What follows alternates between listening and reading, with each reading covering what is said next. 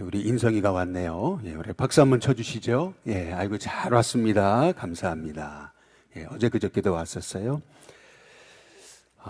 한 창조론자와 한 무신론자가 세기적인 논쟁의 대결을 했던 적이 있습니다. 그때 이 무신론자는 한참 한 5분 정도 하늘을 향해서 하나님을 욕하기 시작했습니다. 그리고 나서 그가 했던 말이 봐라고, 하나님 안 계시지 않냐고, 하나님이 살아계시다면은 벌써 나한테 벌을 내리셔야 되는 것 아니냐고, 하나님이 계시면은 한번 나에게 있다고 증명해봐라 라고 이렇게 비꼬고 그렇게 말했습니다. 그때 한 창조론자는 이런 얘기를 한 거죠. 지금 당신은 하나님이 얼마나 인내심이 많은지를 시험해 본 거라고. 지금 하나님은 하나님은 이렇게 사랑하고 또 이렇게 당신 같은 자도 품으시는 분이시라는 걸 증명한 거라고 이렇게 얘기했다라는 거죠.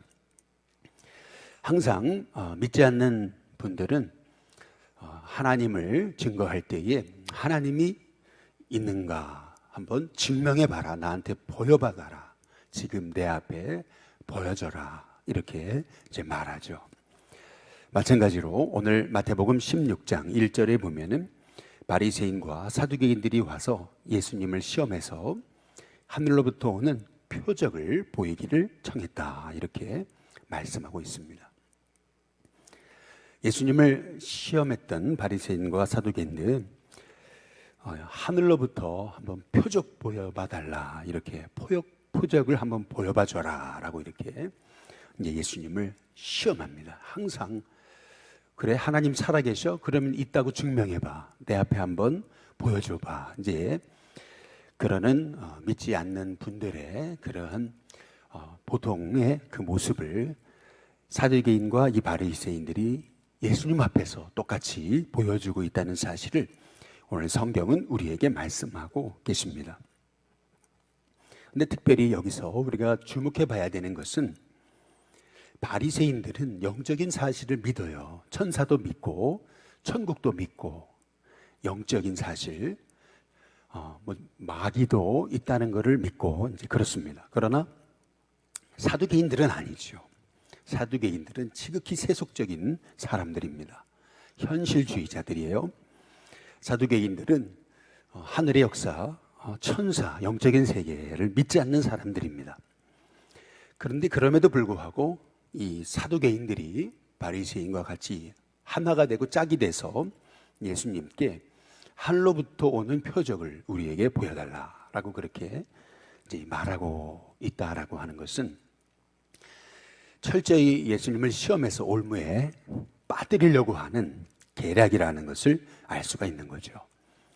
근데 그때 예수님이 마태복음 16장 2절에서 이렇게 대답을 하십니다.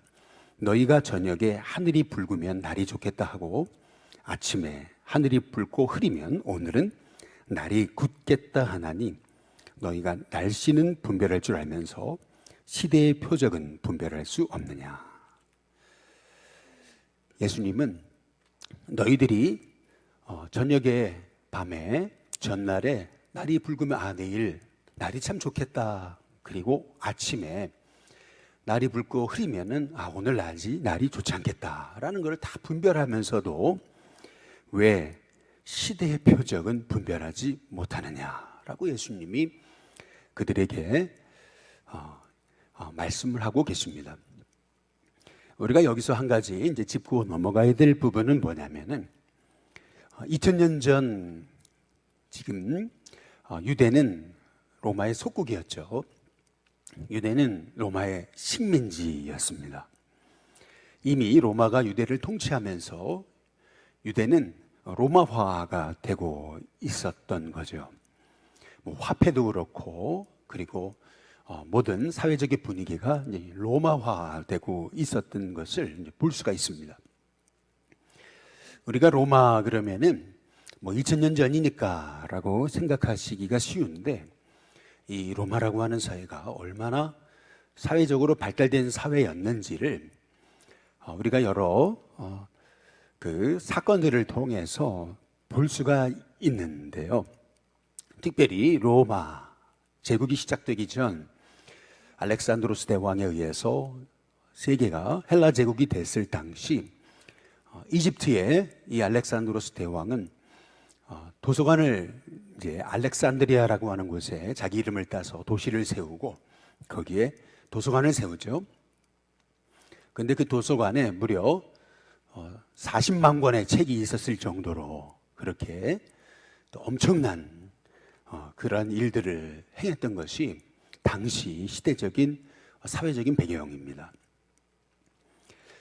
줄리어스 시저라고 하는 사람은 게르만족과 싸울 때에 당시 게르만족은 그냥 옷만 걸치고 있는 야만인이었거든요. 그런데 로마인이었던 이 줄리어스 시저는 라인강에 다리를 놓았을 정도로 그 군사들을 통해서 그 강에다가 그냥 다리를 놔버렸습니다. 나무를 박아가지고 다리를 놓고 수만 명이 지나가는 그런 다리를 놔버렸습니다. 또 전쟁을 하다가 물이 너무 이렇게 불어나니까 나중에는 그 옛날에 운하까지 팠습니다.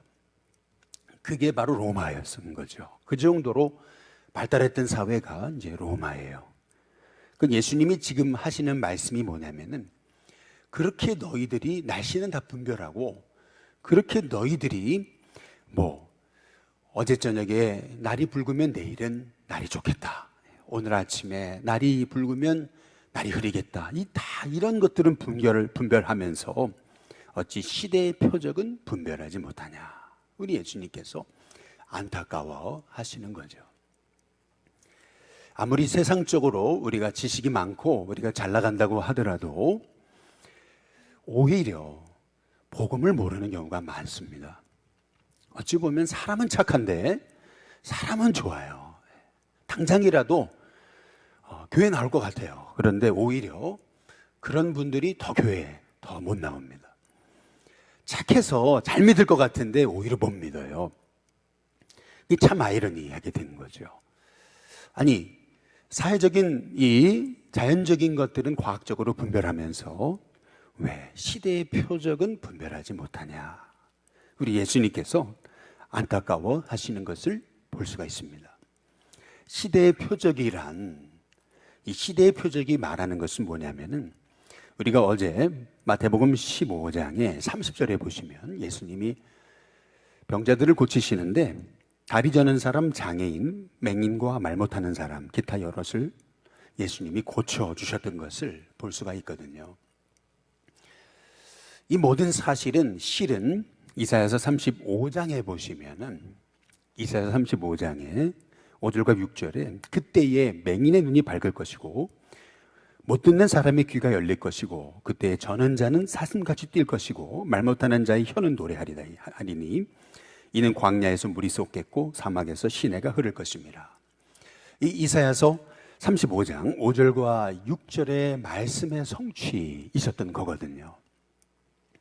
예수님이 보여주신 이러한 이 표적은 예수님이 곧 하나님이 약속하신 메시아, 그리스도, 구원자, 우리 인생의 진정한 죄의 문제의 해결자 되시는 분이심을 분명히 말씀하고 계시는 거거든요. 그러나 그 놀라운 이 복음의 표적은 보지 못하고 그들은 끊임없이 이제 세상의 표적을 보여달라.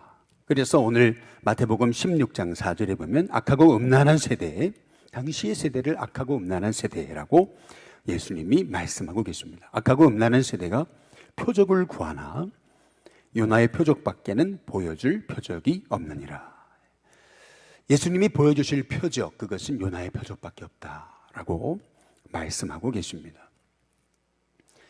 사람들이 하나님이 살아계셔? 그러면 나한테 이렇게 보여줘봐. 지금 당장 보여줘봐. 라고 할 때 우리는 어떤 세상적인 어떤 표적을 보여주기 위해 힘쓰기보다는 그때일수록 더 생명의 복음, 예수님의 십자가와 부활의 복음, 참 하나님의 말씀을 전해야 된다라고 하는 사실을 우리가 예수님의 모습을 통해서 볼 수가 있는 거죠.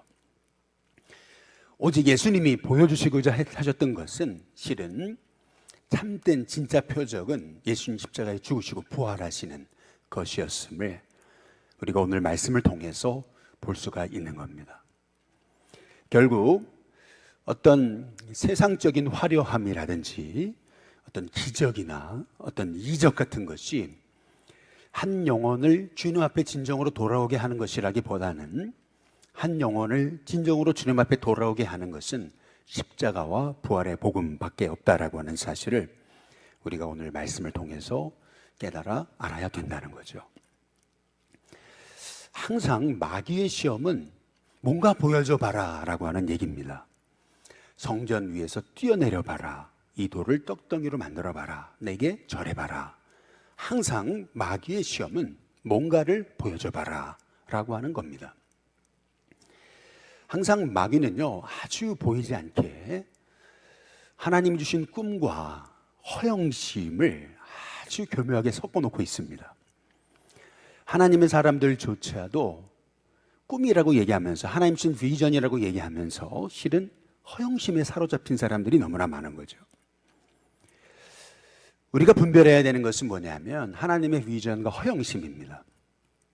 마귀는 항상 이 허영심을 우리에게 부추겨가지고 꼭 진짜 하나님의 그 말씀과 뜻을 잃어버리게 하는 것을 우리가 주목할 필요가 있는 거죠.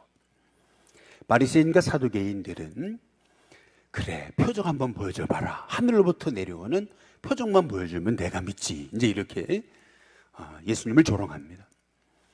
그때 대부분의 사람들은 그 말에 다 넘어가는 거예요. 뭔가 보여줘야만이, 뭔가 내가 그래도 이 사람들한테 뭔가를 보여줘야지. 이제 이것이 우리가 마귀의 계략에 넘어지는 그런 이유라고 하는 거죠. 예수님은 그들의 그 유혹에 넘어가지 않았습니다. 악하고 음란한 세대가 표적을 구하지만 요나의 표적밖에는 보여줄 표적이 없다. 예수님은 표적을 보여줄 수가 없으셔가지고 요나의 표적밖에는 이라고 얘기하신 게 아니고요. 그 세상이 말하는 그 바리새인과 사두개인들이 말하는 그 표적으로는 그들이 바뀔 수 없음을 아셨기 때문에 진짜 한 영혼이 돌아와 구원받고 변화되는 것은 십자가와 부활의 복음밖에 없음을 우리 예수님께서 보여주신 거죠. 십자가의 도가 멸망하는 자들에게는 미련한 겁니다. 그러나 우리에게는 십자가가 능력이 되는 거죠. 우리가 붙들고 우리가 전하고 또 우리가 의지해야 되는 것은 예수님의 십자가의 복음밖에 없음을 기억할 수 있는 저와 여러분이 되시기를 주님의 이름으로 축복합니다. 결국에서는 우리 예수님이 4절 끝에 보면 그들을 떠나가셨다라고 이렇게 말씀하고 계십니다. 가장 큰 심판은 뭐냐면은 하나님이 징계하시는 게 아니고 가장 큰 심판은 내버려 두는 것입니다. 로마서 1장에 말씀하시다시피 하나님이 사랑하실 때는 징계하시는 거예요. 그러나 하나님의 가장 큰 심판은 그들의 죄 가운데로 그들을 내버려 두는 겁니다. 가장 큰 주님의 심판은 그들의 삶에 개입하는 게 아닙니다. 주님의 가장 큰 심판은 그냥 내버려 두는 거예요.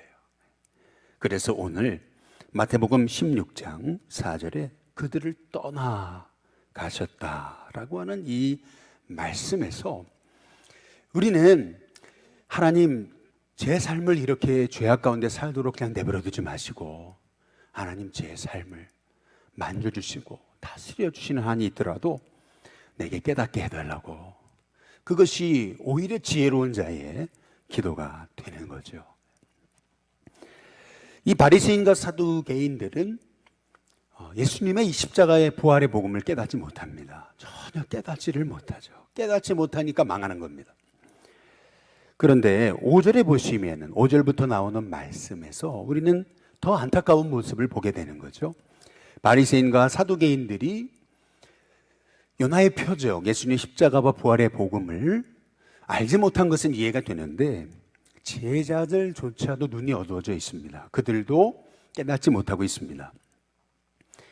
예수님이 거기를 떠나가셨을 때 제자들도 이제 따라가게 됐죠. 건너편으로 가셨습니다. 그때 제자들이 떡 가져가기를 잊었는데 6절에 보게 되면은 예수님이 이런 말씀을 하시죠.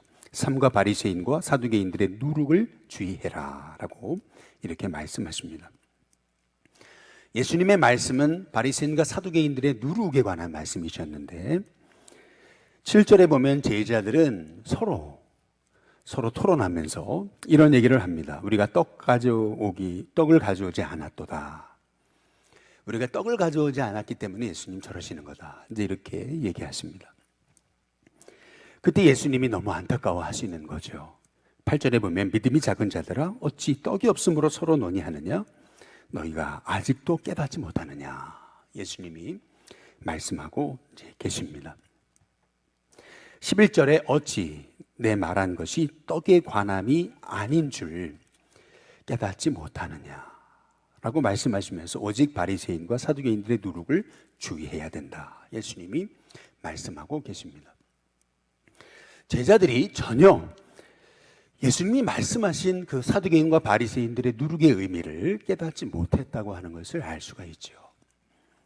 여기서 제자들이 왜 이렇게 예수님이 하시는 말씀마다 깨닫지 못하는 걸까? 예수님은 누룩에 관한 말씀을 하고 계시는데 제자들은 왜 떡에 대한 얘기만 하고 있는 걸까? 우리가 오늘 여기서 우리가 깨닫게 되는 한 가지 중요한 사실이 있습니다. 그것은 뭐냐면은 제자들의 관심은 오로지 떡입니다. 떡, 다른 말로 얘기하면 제자들의 관심은 오로지 돈인 거죠. 오로지 물질입니다. 관심이 물질에만 있기 때문에 예수님의 말씀이 안 들리는 겁니다. 우리의 관심이 예수님이 하신 그 말씀에 있지 않고 세상에만 관심이 가 있으면 전혀 음성이 안 들립니다. 사람은 들어야 될 말을 듣는 게 아니고 듣고 싶은 말을 듣는 겁니다. 자기가 듣고 싶은 말만 듣기 때문에 절대 예수님이 하신 말씀의 의미를 깨닫지를 못하는 거죠. 집착하고 물질의 그 생각이 거기에만 가 있기 때문에 예수님이 아무리 사두개인과 바리새인의 누룩을 주의하라 해도 제자들은 무조건 떡 얘기만 하고 있는 것을 볼 수가 있는 거죠. 뿐만 아니라 왜 제자들이 깨닫지 못했는가? 그것은 8절의 말씀처럼 믿음이 적었기 때문에 그랬습니다. 믿음이 없어서 그랬습니다. 결국 믿음이 있어야 말씀의 영적인 진리를 깨닫는 거죠. 영적인 진리를 깨닫는 것은 믿음의 눈이 열려야 되는 것입니다. 아무리 똑똑하고 많이 배우고 아무리 학자들조차도 믿음의 눈이 열려지지 않으면 하나님의 말씀의 의미를 깨닫지를 못하는 겁니다. 또 왜 제자들이 이렇게 깨닫지 못하고 영적으로 무지했는가? 이제 그 이유는 10절 말씀 끝에 부분의 말씀처럼 기억하지 못하느냐라고 하시는 말씀입니다. 은혜를 기억하지 못하는 겁니다. 왜 이스라엘 백성이 광야에서 그렇게 원망했습니까? 그 이유는 하나님이 역사하지 않으셔서 그런 게 아니고 홍해를 가르신 그 기적의 은혜를 잊어버렸기 때문에 그렇습니다. 만나와 메추라기로 먹이시는 그 하나님의 은혜를 잊었기 때문에 그런 거죠. 반석에서 물이 나게 하시는 그 하나님의 그 돌보심을 잊었기 때문에 그런 거죠. 예수님께서도 말씀하시는 겁니다. 오병이어를 가지고 5,000명을 먹였을 때에 너희가 거둔 것이 몇 바구니였느냐? 또 떡 7개로 4,000명을 먹일 때 너희가 거둔 것이 몇 광줄이었느냐? 그러면 예수님이 하시는 말씀이 기억하지 못하느냐? 제자들이 그들의 눈이 어두워졌던 이유는 너무 물질에 집착하니까 들어야 되는데 들어야 될 말씀이 아니고 듣고 싶은 것만 들으니까 그러니까 말씀이 안 들리는 거예요. 그리고 왜 깨닫지 못하는가? 그것은 믿음이 없어 그런 거예요. 영의 눈이 안 열리니까. 물질에 집착하니까 영의 눈이 안 열리는 겁니다. 그리고 은혜를 잊어버린 거예요. 지금까지 그 인생을 돌보신 분은 하나님이신데 그 하나님을 잊어버리니까 그 은혜를 잊어버리니까 믿음의 눈이 안 열리는 거죠. 그러면서 예수님이 아직도 깨닫지 못하느냐? 우리 예수님이 이 말씀하시는 이 말씀을 통해서 우리는 세상 사람들, 사두개인과 바리새인들만 하나님의 은혜를 깨닫지 못하는 것이 아니고 이렇게 주님 앞에 나와서 예배드리는 우리들도 하나님의 뜻을 깨닫지 못한다는 사실을 우리가 생각해 보면서 왜 깨닫지 못하는가? 이제 그것은 우리의 관심이 하나님의 말씀이 아니고 세상이기 때문에 우리의 믿음의 눈이 열려야 되는데 믿음의 눈이 열리지 않으니까, 그리고 하나님의 은혜를 잊어버리니까 깨닫지 못한다는 사실을 우리가 기억하면서 하나님 깨달을 수 있는 눈을 열어달라고 기도할 수 있는 저와 여러분이 될 수 있기를 주님의 이름으로 축복합니다. 오늘 여기 바리새인과 사두개인들의 누룩을 주의해라 라고 예수님이 말씀을 하시는데요, 12절에 그제서야 그래요. 제자들이 떡의 누룩이 아니고 바리새인과 사두개인들의 교훈을 삼가라고 하신 말씀인 줄 깨달았다라고 이렇게 말씀하고 계십니다. 바리새인과 사두개인들과 예수님의 제자의 차이가 있어요. 그것은 뭐냐면은 아무리 말씀하셔도 깨닫지 못하죠. 그러니까 결국 예수님이 그들을 떠나십니다. 그러나 제자들과 바리새인과 사두개인들의 차이는 뭐냐면 결국에 깨닫습니다. 오늘 12절 말씀 끝에 분명히 오늘 4절 끝에 보면은 그들을 떠나셨다라고 말씀하신 반면에 12절 끝에는 드디어 깨달았다, 이제 이렇게 말씀하고 계시잖아요. 저와 여러분이 주님의 제자라면은 결국 하나님의 말씀을 깨닫는 은혜가 있게 되는 줄로 믿습니다. 깨달아야 됩니다. 영의 눈이 열려져야 됩니다. 믿음의 눈이 떠져야 됩니다. 우리의 관심이 끊임없이 떡에만 있는 게 아니고 하나님의 말씀에 있는 은혜가 있어야 되는 줄로 믿습니다. 그리고 여지껏 하나님의 인도하신 것들이 우리가 깨달아지고, 그래서 다시금 내가 지금까지 살아온 것이 하나님의 은혜였구나 라고 하는 것을 깨달으면서 그 하나님의 은혜 때문에 내가 오늘 여기 있음을 다시 한번 깨닫는 저와 여러분이 돼야 될 줄로 믿습니다. 바리새인의 누룩이 뭐겠습니까? 결국에는 교만함과 외식이 아니겠어요. 결국에는 하나님의 말씀을 맡았다고 하면서 그들이 선민의식에 빠지고 그러면서 교만해진 거 아니에요. 그리고 외식하면서 우리 주님을 바라보지 못했던 거, 이제 그것이 바리새인의 누룩이 아니겠습니까? 사두개인의 누룩이 도대체 뭐겠습니까? 사두개인들은 철저히 세속주의자, 현실주의자였습니다. 곧 우리가 주의해야 되는 것은 뭐냐면은 교회 안에 들어오고 있는, 우리의 믿음 안에 들어오고 있는 세속주의입니다. 아무리 세상이 물질에 빠지고 아무리 세상이 흉흉해도요, 우리의 마음속에 세속주의가 들어오는 한 우리의 믿음은 자랄 수 없습니다. 신앙은 세속주의가 아닙니다. 신앙은 복음주의입니다. 우리는 끊임없이 세상은 뭔가 보여줘라, 뭔가를 보여줘라. 그래, 예수님 살아계시면 네 부자 되는 거 아니냐, 예수님 살아계시면 네가 사업하는 것마다 잘 돼야 되는 거 아니냐, 네가 예수님 믿는 사람이라면 네 자식은 다 서울대 가야 되는 거 아니냐, 뭔가 보여줘봐라 라고 얘기합니다. 그러나 우리는 아니에요. 우리가 보여줄 것은 예수님 십자가와 부활밖에 없다. 우리가 진짜 믿음의 사람이라면요, 마귀의 이 허영심에, 이 유혹에 넘어가면 안 됩니다. 한번 잘 생각해 보세요. 우리가 예수님을 믿는다는 것이, 그것이 목적이 세상 사람처럼 그렇게 뭔가 보여주려고 예수님 믿는 겁니까? 아니잖아요. 우리가 예수님 믿는 게 이유가 뭡니까? 오직 그분의 복음을 따라가서 이 세상에서 고난당하고 어려움 당해도 예수님 전하고, 그 예수님 전하다가 생명 살리다가 결국 해같이 빛나는 저 천국의 백성으로 영원히 살아가는 거 아니겠어요? 여러분, 그렇다면은 우리가 세상 사람이 말하는 그 뭔가, 그 세속주의에 빠져서 세상 사람처럼 되지 못하는 그것 때문에 우리가 왜 낙심하고 절망하고, 왜 불평하고, 세상 바라보고 왜 난 저렇게 못 살지? 라고 하면서 왜 우리가 이렇게 뭔가 세상 사람들처럼 못 사는 것에 대한 그런 우리 마음 안에 그 불평이 가득한 이유는 뭡니까? 저와 여러분이 오직 붙들어야 되는 것은 이 세상이 얘기하는 그러한 세상의 표적이 아니고 오직 요나의 표적밖에 없음을 붙들고 기억할 수 있는 저와 여러분이 될 수 있기를 주님의 이름으로 축복합니다.